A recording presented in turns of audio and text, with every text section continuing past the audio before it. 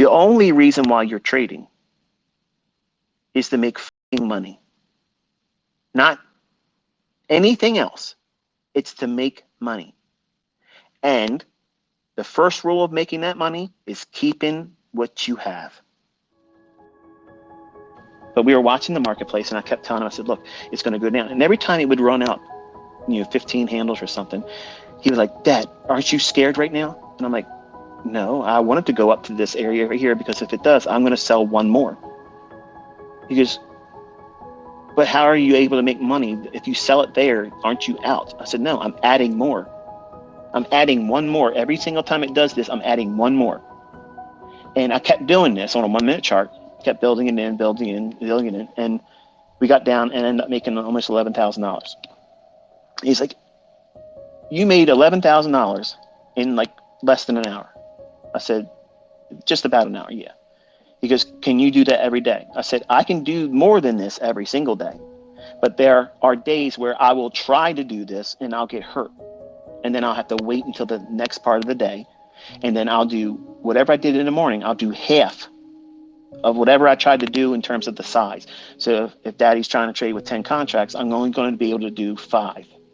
So that way, if I do take a loss, I can't lose the same amount of money that I lost in the morning. So I have to control the amount of exposure to the risk. Because if I offer the same amount, or I make no approach to trying to stave off big drawdown, which is where we lose money and the account just keeps dwindling down, you have to make plateaus in your drawdown and also control your rate of acceleration in profiting. What? Yeah. I teach you how to mitigate drawdown and keep it controlled.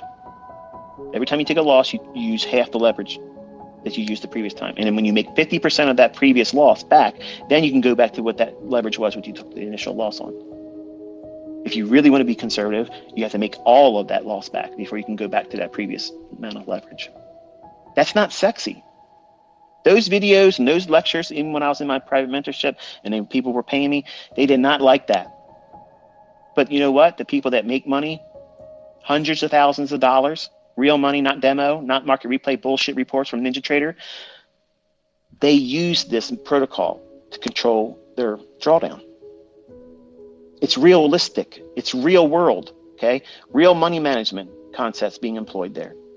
But what you don't realize is you don't know, because you've never been profitable before. For the folks that's never been profitable, I'm taking a great deal of liberty because, in my mind, I'm speaking to my son, Cameron. So some of you, to get your ass all bent out of shape, you think, oh, you're talking down to me. I'm talking to my fucking son. You don't like it? Get the fuck out of here. You don't know what it feels like to be profitable. It's like a fucking drug that you've never had before. And you want it as soon as you get it, in that 30-second, 20-second, initial, like your body will be vibrating that you did something, that you made money and you didn't have to work for it. All you do is push a couple buttons and now all of a sudden that account shows that you've made money, and you start doing the math on it. Man, if I did this every hour, every day, you're not fucking trading like that, okay? But that's the kind of dumb shit I started doing when I was doing the bond market. In 1993, when I sat down, I started trading bonds, and I'm like, you know what? I'm going to try to make $1,000 a month. And then all of a sudden, I'm making half of a point in one trade with one contract. That's $500. I'm like, what the hell? Like, I just did this morning, and it's not even the end of the day. It's not even lunchtime. I don't even make this fucking much money gross on my job. And you start thinking to yourself, man, if I could do this every hour, that's bullshit. But that's naive mentality. And that naivete is going to be exasperated when you get into profitable trading, because you've never been there before. And when you get there and you start winning and you finding consistency, it doesn't need to be a lot of money. The fact that you're making money, that first buzz that you get off of it, when you get out of your first profitable trade that you follow the rules with, the natural impulse and tendency is, I'm going to get in there and find another one. I don't believe it. That was just luck. That's the very moment where you have to stop, Cameron. You have to stop. You did your job that day. You're done. You're fucking done. You made more than you would have made at your coffee fucking job. And you didn't do dick. Why do you have to insist on doing more? It's just in your head that you have to do that. You are feeling the emotions. That's all. You're all hopped up on fucking goofballs, okay? And you're coming off of it real fast. That's what it's like to be a trader. But the ones that are in control of themselves, the ones that are consistently profitable, they are the ones that manage that impulsiveness, that drug, that addiction, that feel good. I did it. I beat this fucking trade. I won it. And it did exactly what my model said it was going to do. It feels so good. That small little time that you were spending in that little profitable universe immediately fades away when you look around. You're right where you were. You have no idea what it feels like to have that profitable state of mind. And because you've never been there before and it feels really good, you're going to want to do it again. And that's exactly what Cameron was doing on the days that he made, when he made a profit. He wasn't satisfied, and he was trading with more than one mini, over leveraging. So you have to forge this discipline. You have to have this control over yourself and your emotions. And there is no book. There's no fucking mentor. There's no work at all out there. And there never will be that answers this enigma that everybody has to go through. You have to experience it. If you've never been there and you've never made a profitable trade with real money, what I'm talking to you sounds like another language you've never learned. It's not. There's no point in trying to arm wrestle it because you don't know what it feels like until you experience it. But give me a number one. Just send a tweet to me with a number one. If you, when you first had a profitable trade with a real account, the feeling that you had, it doesn't matter how much money it was, but the feeling of accomplishment, how fast that faded and you wanted to go back in again, even when you knew there was nothing in the fucking charts to make you take a trade. Because that feeling of accomplishment is what that's what you're really trading for. That can't be why you're trading. That cannot be the sole reason why you're trading. The only reason, okay, if you like to take notes while you're listening to me, this is what you're writing this down, okay? The only reason why you're trading is to make fucking money. Not anything else. It's to make money. And the first rule of making that money is keeping what you have. Cameron's already proven he's an amazing drawdown artist. He's an amazing account liquidator. Amazing. Much like some of you. Now that's an accomplishment that can be changed and turned on its head. But you have to make allowances for it by changing and replacing bad habits. The first and foremost is impatience. He can only execute between 10 and 11. He can only execute between 2 and 3 o'clock. And chances of him trading London, good luck. Yeah, man. But the point is this. He has two opportunities where he can take a trade. And he's looking to take a trade with the NASDAQ. Mini, no. Micro, yes. Now, there's going to be some discrepancies. If you look at the comparison between the price delivery on the micro and the mini, they don't always deliver mark to market. And here's a little tip for you, for the folks that like to stay in these. And I don't ever like to give you the good stuff at the beginning because I don't cater to the lazy fucks. So if you compare and contrast the micro to the mini, many times you're going to find there's an S&T divergence when they run against the micro. There's always going to be some kind of exaggerated move in the micro contract versus the mini, because most people are trading the micro because they can't afford the whipsaw and volatility that the mini offers. So they think, okay, well, it's easier for me to get in here and just trade the micro. but you have to have a larger stop loss. That's why it's 20 handles for the folks. Why is it got to be such a large stop loss? You could do this, you can do that, right? But you're trading the micro, and they can be a little bit more exaggerated. So that's why I'm building in that buffer. 20 handles for a stop loss. Always. But what if you can do it? It's 20 fucking handles, okay? Why are you going to ask me? That's exactly what you're thinking right now. But what are the times when you can make it? It's a 20 handle stop loss. That's the rules. You don't want to listen to it? Go do something else. Cameron has to use a 20 handle stop loss. He's using the micro. It's a little bit more volatile when there's a major shift in price delivery. Don't take my word for it. Just compare and contrast the 1 minute chart on the micro and mini, and you'll see what I'm talking about. Okay. Sometimes you'll see that the micro makes a lower low than the mini does. And this is because it's coded that way. The multiples that people say you have to have or you're going to lose. For instance, you got to have 3-to-1 minimum, or your risk of ruin is this, that, and I think. Because they argue that you have to have that type of ratio in your trading where you risk $1 to make $3 minimum. If you can't do that, don't take the trade. Okay. That's a religion. Okay. They say I'm a cult leader and I'm running a cult here. Okay, I'm going to turn this shit around on you. If you think that you have to have a 3-to-1 to make money, you're a fucking clown. Okay. Because what you're saying is you're ignoring the idea that you know or don't know the outcome of the next series of 5 trades. Even with that 3-to-1, you're assuming that you can't have a fucking losing streak of 10 trades. Think about it. When I was coming up, I had that.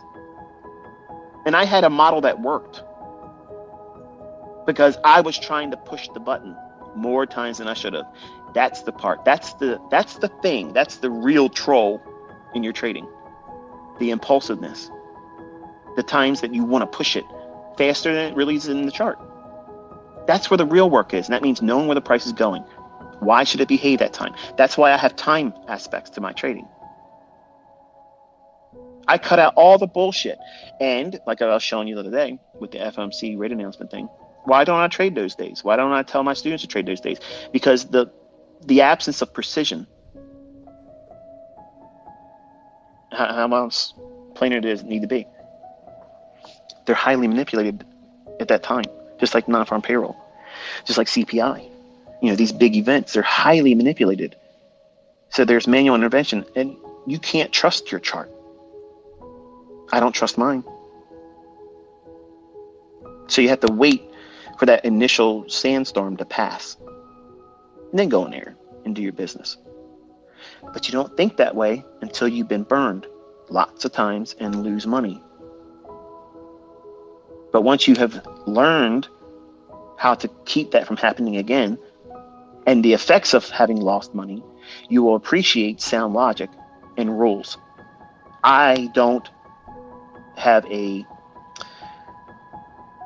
problem with rules. I'm a rule-based, principle-based thinker. I have protocols, procedures. I have a routine that I follow. There's a method behind my madness. Even though it may seem like it's scatterbrained, I know exactly what the fuck I'm doing, when I'm doing it, and many times weeks and months before I even do it. Do you have to be that fanatical about it? No. So to remove all the bullshit that people say about me and what I teach, I have literally gave you a 60-minute interval 3 times a day where you can look for a setup. The setup requires you to know where the draw on liquidity is. You don't even need to know the bias on the day. Like, you don't need that. Just look at where we have come prior to that time. Is it more likely, because we've been going up, who's profitable? The longs. Okay. Is there a relative equal lows? Is there a singular low that hasn't been traded to yet? Because even if the day is going to be higher, they're likely to see it do what? Retrace, run some stops, and then accumulate those sell stops and go long. Smart money would be long, and then run the daily range higher, even still. Like, you don't need a bias. But to help you understand, to be principally oriented, have a rule-based idea, you should be focusing on developing a bias, because there's going to be days where you don't want to trade. You don't want to trade. And I teach you that. They're very generic days. They're not hiding from you.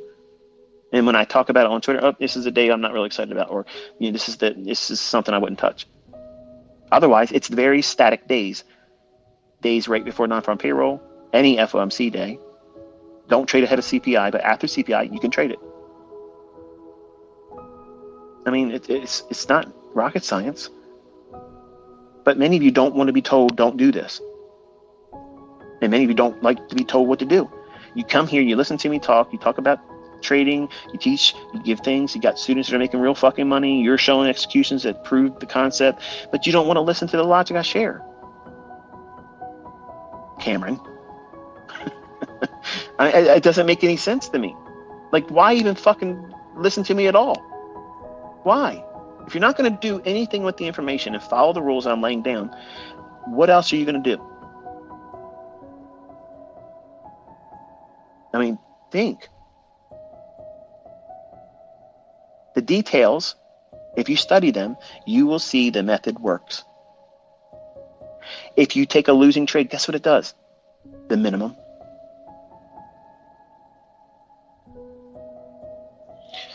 I lost $40. Really?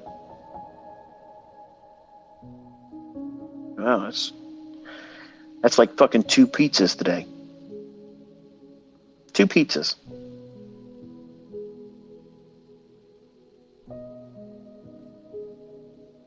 ES, your stop loss is 5 handles to make 10 handles. This model is slated and slanted a little bit heavier towards NASDAQ trading.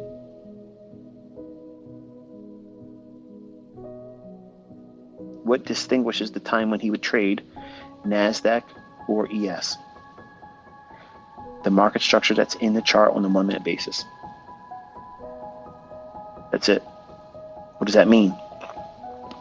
If he wants to go long on a fair value gap, say between 10 o'clock and 11 o'clock, his rules state that if he sees the NASDAQ as the 1-minute chart forms and runs up into that, if he's seeing higher lows compared to a series of candles, now I'm not talking about an institutional price swing, and you know what that is if you've gone through my core content, just in the actual candlesticks themselves. If you're seeing candles make lower lows, even though they're going higher in ES, but not seeing it in NASDAQ, order flow stronger on the buy side in NASDAQ. So when he trades down into a fair value gap, he will trade NASDAQ, not ES. Very simple filter. That's not SMT. You're looking at the individual order flow on candle by candlestick basis, ahead of the decline down into a fair value gap that he would be going long. The entry will form between 10 and 11 o'clock. The fair value gap can exist to the left prior to 10 o'clock in the morning. Same thing applies to the 2 o'clock to 3 o'clock afternoon silver bullet. If the trade idea, if the fair value gap cannot yield, if it doesn't have it in the framework to allow for 40 handles from its entry to the draw on liquidity you think is the next probable draw, where it's going to go to, you don't take the trade. Now you have no fucking excuses. You have 0 excuses. You have rules.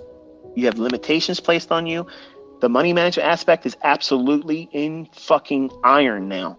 You cannot erase it. It's what it is. You can only trade 1 micro for every $2,000 in equity.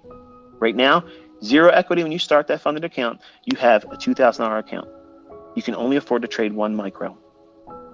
When you earn $2,000, then you can do a second micro. That means your point multiplier for every handle move, fluctuation up and down, will now be only worth $4. But it's not going to get me money real fast. That's the fucking point.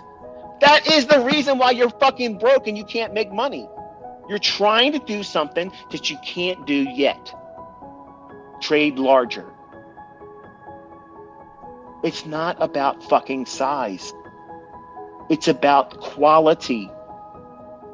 The quality of trade setup and the quality of execution and the quality of risk management. That's the fucking game here, okay? That's what everybody that's making money is doing. They're not telling you to fucking trade with 15 contracts. They're not telling you to trade with 5 contracts to do it better for you. It's there so you can blow the fuck out and pay reset fees, because there's a lot of fucking students that I'm going to be making over this year that's going to be coming for fucking payouts, and they need that money.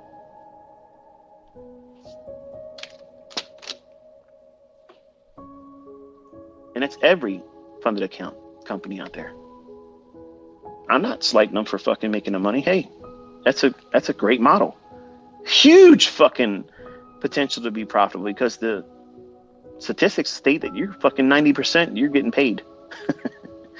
And then you might have this aberration once in a while where you have to pay out to somebody. Wonderful. And it's under the guise that you're helping. It's even better.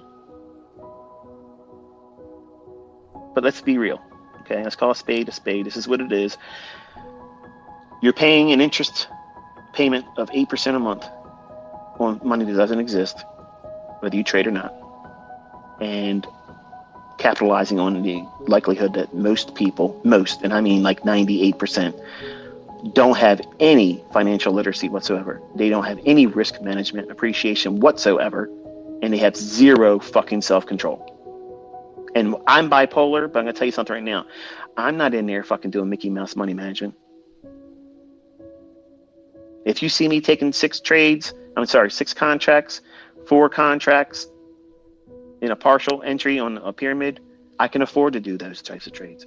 You don't see me out there doing 50 fucking contracts of gold and 50 contracts when it moves one more tick away from the price, and 50 contracts more on a fucking fake ass MT4 bullshit.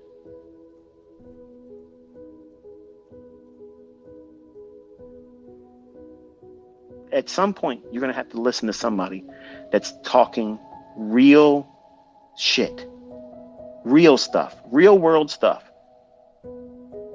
Can you get rich with this model? Yes, you fucking can. But you have to start where you're starting. And you can't start thinking that you have a $50,000 account when you don't. You can't start with a $100,000 funded account thinking you have $100,000. You're not starting with $100,000. You're starting with $3,000. You have $150,000. I'm funded, baby. I'm funded with $150,000. No, you're fucking not. You have the demo of $4,500. You know what it's like with a demo account. You can trade 25 contracts. Your broker wouldn't allow it, but hey, it's fun, right? Well, these companies promise to be able to pay you up to 90% if you're right and you're in that funded account. Wonderful. I don't give a fuck what the parameters are, how many days you can be profitable. The intention is he's getting one withdrawal. That's it. And it's the one where he closes the account and we're done. That's how it's going to roll. Because the intentions are he wants to do this with his own money. Wonderful. When you get it out of this, you're going to put it into a real brokerage account. And then the real fucking fun starts.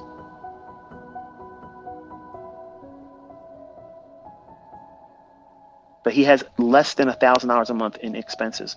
His ends are literally less than $740 a month.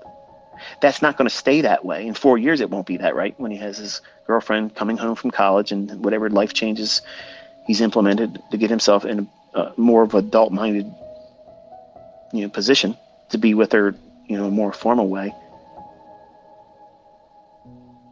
He has to put the work in, and you can't think that less than $1,000 is practical for an adult living with someone else, especially someone that's going to be a professional in the working, community as a veterinarian, assuming that she's successful at it. So maybe you didn't give it any thought, but what happens if he loses? Say he gets up to the point where he can trade now 2 micro accounts, or micro contracts rather, and he's trading with $4 per point in the NASDAQ. But then he drops below that $4,000 cushion of his initial $2,000 in the account, but only $2,000 in equity that he's made. So let's put it in perspective. It would look like this in your combine or profitable account: $52,000.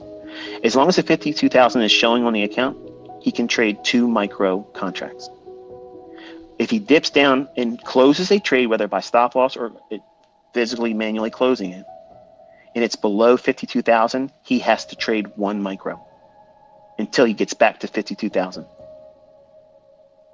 Then when it gets to 54,000, he can trade with 3 micro contracts. If he drops below 54,000, he drops down to 2 micro contracts. That's the rules. But he can't. I don't give a fuck what he can and can't in your mind. I already know, as long as he listens, he will. Can't ain't even fucking part of this. I've already entered the chat. ICT is in this now. The boy's getting where he's got to get, either by a boot in his ass, or it's going to be a little bit longer duration, but he's not working the rest of his life. Okay? I'm going to see to that. He's done it wrong. Wonderful. Now he's got fucking scar tissue. If I'm going to be a good mentor, if I'm a good mentor, I'm a good dad or whatever you want to call it, he won't be working. Okay? That's how I'm looking at it. But I need him to have a mind shift. Change, where it changes the way he views things. Because in his mind, as long as he's got money to afford a new reset, he's not going to quit. At some point, how many are you going to do before you're like, this is fucking stupid? In my mind, it was way past that. Way, way, way past that. But all of you out there that are trying to trade, and you're trying to trade with mini contracts or multiple mini contracts, and you're thinking, I'm doing this right, this is so great, blah, blah. What you're experiencing is over leveraged luck. That's what that is. And that shit ends abruptly. And the harm that you do to yourself psychologically and emotionally when it happens, it's so hard to work through. What do I mean by that? Well, when you're trading, and you're trading with big money, number one, it's stressful as shit. Extremely stressful. You can't tell me that you're focusing on price action or your model while you're in that trade that's over leveraged.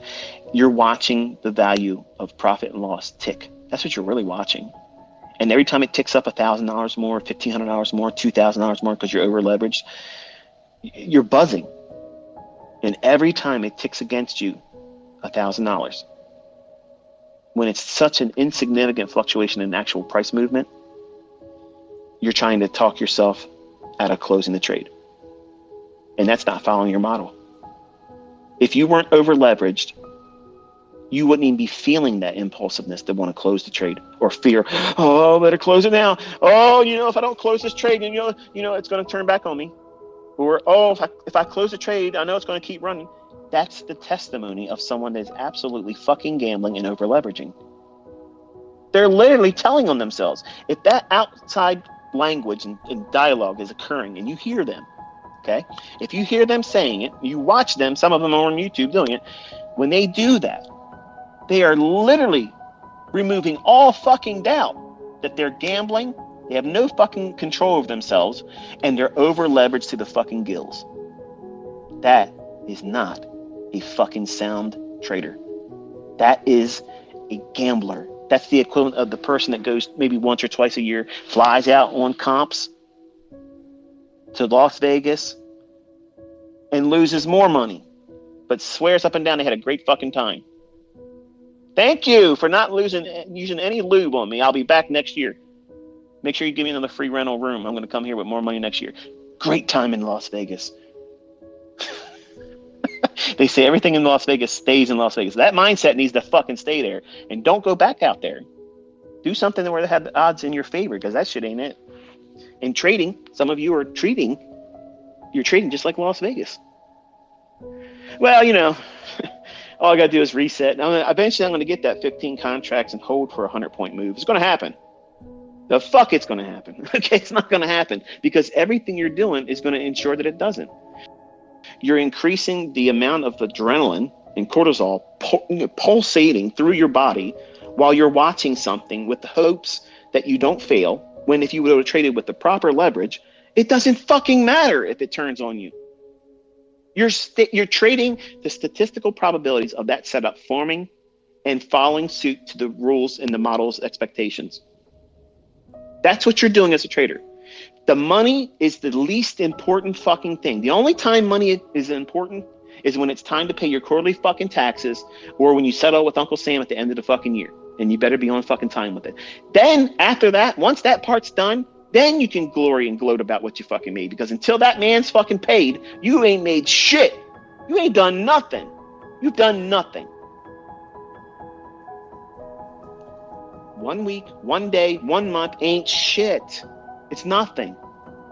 That's nothing. And the only way that you're going to forge the mindset that takes you out of the working class hero bullshit, everybody that's working is on the plantation. You're all fucking slaves. And I used to be a slave too. And the only way you get the fuck off that plantation is to run your own show, your own business. And this is one avenue. It doesn't mean it's going to work for everybody, but this is one bastion that still exists where you can get yourself up out of that. But you need to stop thinking, I'm going to be rich overnight. I'm going to build up $2 million or $4 fucking million in funded account challenges. And I'm going to be funded and I'm going to do this and do that. Listen, I have students that do that. Okay. Even if they use what I'm talking about today, their trading will be a lot less impulsive. They'll be more consistently profitable. They won't have the tug of wars that's occurring inside of them. They got to live up to expectations because they made everything they're doing public.